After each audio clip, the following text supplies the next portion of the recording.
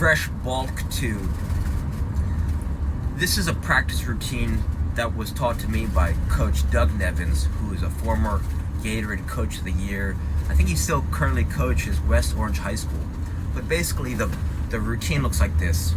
Every single practice you do possession, finishing on goal, crossing and finishing, and then playing to big goals. And I think the most important part, besides the warm-up, is actually the playing to big goals, because what he would do is he would split our team up into three.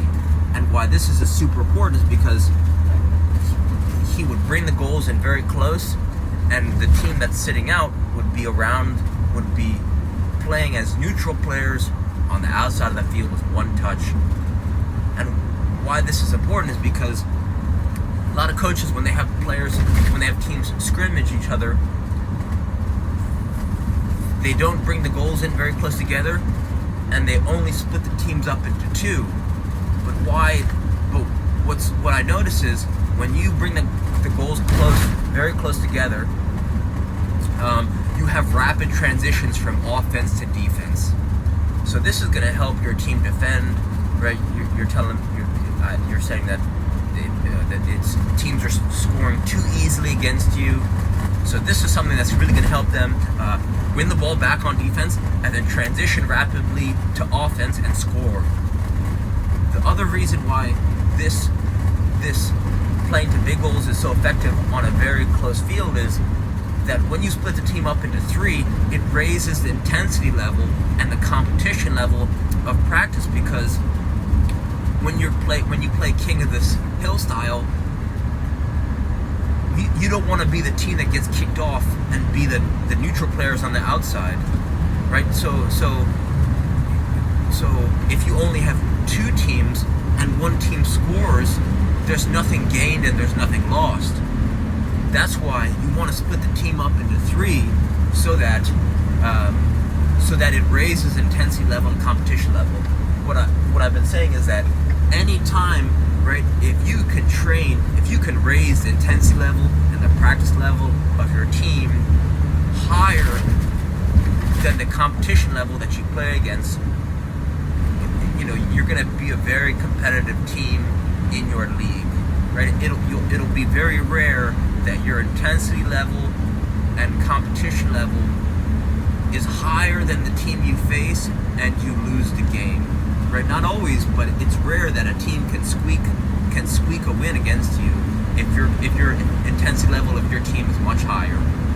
So that's why you kind of want to have your practices be harder than the games, right? It's almost like, what do they say, bleed in practice, so you don't have to, so that you're only sweating in games, something like that. Basically, you got to have their practices harder so that the games are like, that you can just you just kind of destroy any team you face.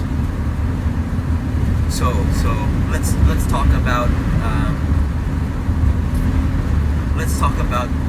training, right? So another reason why this training routine is so effective is because you do the same four things every practice. It's possession, finishing on goal, crossing and finishing, and then playing to big goals. Three teams playing to big goals. One team sitting out as neutral players with one touch on goals that are very close together. For possession, right, you want to have possession be in an area that's kind of tighter than normal, right? Because then this forces players to maximize the space and be creative with their ball movement and the movement of their play.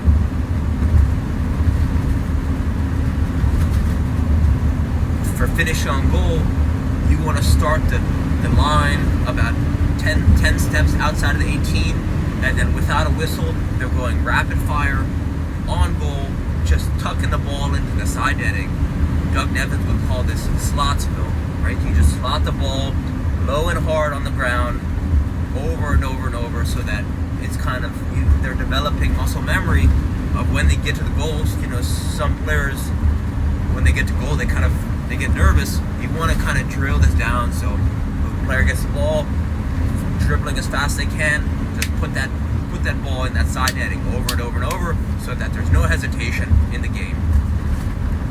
For crossing and finishing, you can start the crossing and finishing lines right about at the halfway line. You want the crossing lines a little bit closer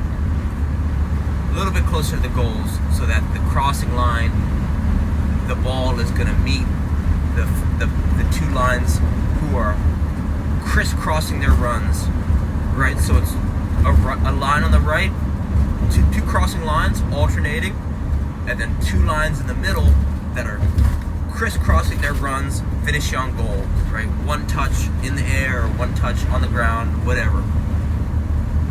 No whistle. And so when this happens, all the balls are at the right side, or split up between the right side and the left side, and you might have to stop 2 or 3 times to regather all the balls and bring them to the winger, to the crossing lines. And then you have all the lines rotating. So once the right side goes, and then two of your finishing lines, they crisscross and then finish on goal. Someone finishes, and then everyone kind of rotates. So the finishing lines will go to the crossing lines, and the crossing lines, they just rotate and then bounce it out, and you just figure it out. And then you go right into playing to big goals, and then it's 15-20 minutes playing to big goals, brought very close together. And then if you don't have access to the size goal that you're going to be playing in the game, like the size of the goal that you're playing to in the game should be the same size of the goal that you're training with. If not the same size, then you can use create gates with cones and have them split, so that it forces teams to have to switch the point of attack, right? Because let's say one team is attacking one of the puck goals, yet someone's standing, there's a defender who's kind of blocking that goal, then it forces the team to switch the point of attack to the other goal, and this is also going to force the defending team to switch their point of defense. So that's a strategy that you can use if you've got access to only one big goal or access to no goals. You kind of want big goals though, because this gets the goalkeeper engaged, and you kind of want to have this replicate gameplay, and it's a bit harder to do that if you don't have access to a big goal. If you don't have 2 keepers to defend against big goals, then you can use sweeper keeper, so the last defender is able to use their hands as a goalkeeper. And if you have numbers that are a bit not even, then you could have one neutral player. Let's say you got 13 players, then maybe you got 3 teams of 4 with one neutral player, or you just figure it out so that there's a balance of players and goalkeepers, whatever. So that's it. So you do that every single practice, and what's going to start to happen is that as you do this over and over and over during practice, it's really going to raise the intensity level of training, and it's going to make your team more competitive, because you could argue that this is a distillation of the fundamentals of teams, what they need to do to be successful. And you look in some of these group some of these coaches, they're kind of looking for the next new thing, the next best drill.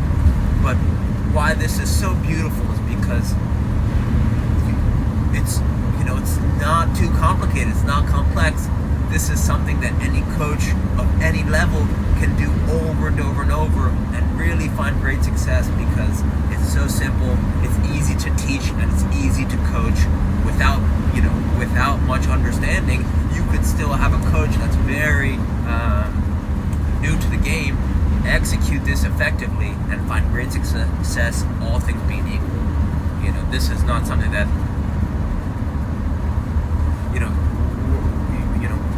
we're not talking about the U.S. national team here, but this is something that it's very simple to understand. And if you could understand this at any level, then you could see how you could start to start to dominate gameplay with some basic fundamentals. So hopefully this helps. Reach out to any